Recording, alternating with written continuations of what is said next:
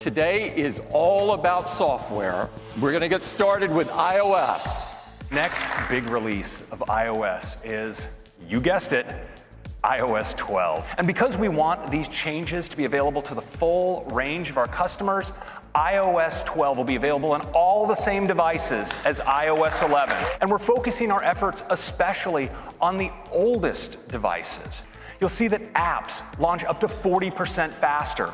The keyboard can come up to 50% faster, and you can slide to take a photo at up to 70% faster. And in iOS 12, we wanted to make an easy way to experience AR across the system. We created a new file format for AR. It's called USDZ. You can use USDZ across the system, from the Files app to Safari, to even sharing them over messages and mail. And what's great is you can place these 3D objects into the real world. So here I am at the Fender website, and they actually let you configure your guitar with the kind of finish and pickguard that you want. So I can select a configuration option here, and then I can see the guitar I've configured. So I'm just gonna tap in. Of course, I can see the guitar here, but wouldn't it be cool if I could see it in the real world, in its real size? Well, there it is. So we're introducing a new app, and it's called Measure. It makes it really easy to measure objects, detect rectangles and get their dimensions, and measure lines along surfaces. Now, I'm actually in the Measure app. You see, I can easily measure along this suitcase by just tapping and dragging out a line like that. And check that out. It's a measurement. And we're on a relentless pace of advancement with AR, and that continues today with AR Kit 2.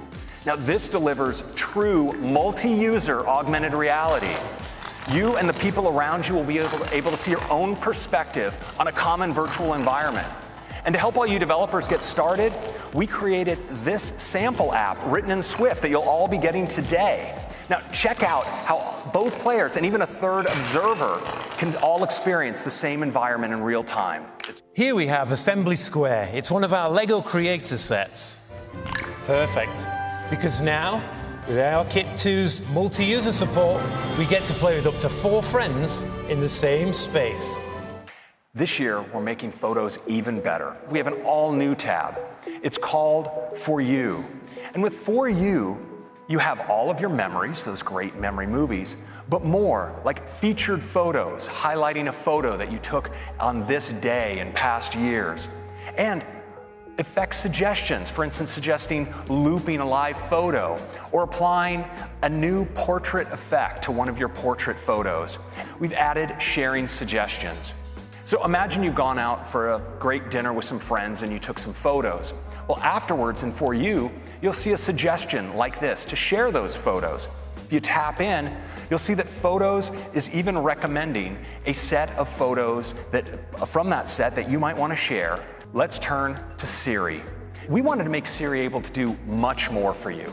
And we're doing that by taking advantage of the power of apps with a new feature we call shortcuts. Now, say you have the Tile app because you're always losing your keys.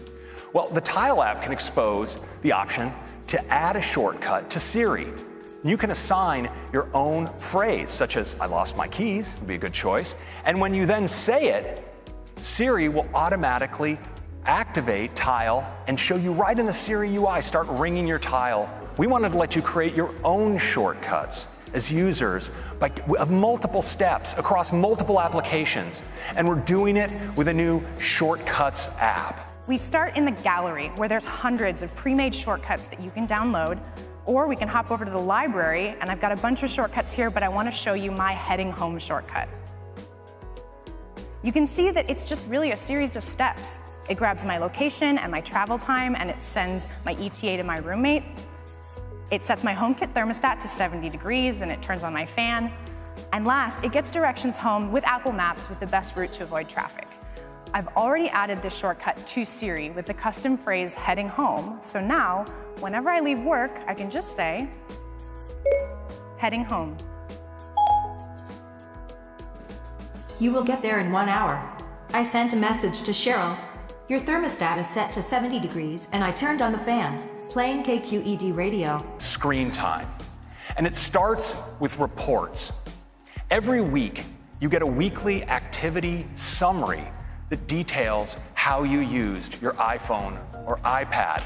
You get a summary of the time you're spending in apps, how much time you're spending, how often per hour you're picking up your phone and what's drawing you in, and what apps are sending you the most notifications. App where you might want to be spending a little bit less time, well, you can set your own limit. And then during the day, when you're using the app, you'll receive a helpful notification letting you know time is almost up. And this year, we're taking Animoji to a whole new level, the tongue detection. You can make your favorite Animoji do this. So I'm thrilled today to announce the arrival of the era of Memoji. With Memoji, you can create your very own personalized Animoji. These Animoji can look like you or the real you. Now, this year, FaceTime is going to take a big leap forward because today we're introducing group FaceTime. 2 people, 3 people, actually up to 32 simultaneous participants. Hey, everybody. Hey. Now check it out. So it's this beautiful FaceTime UI.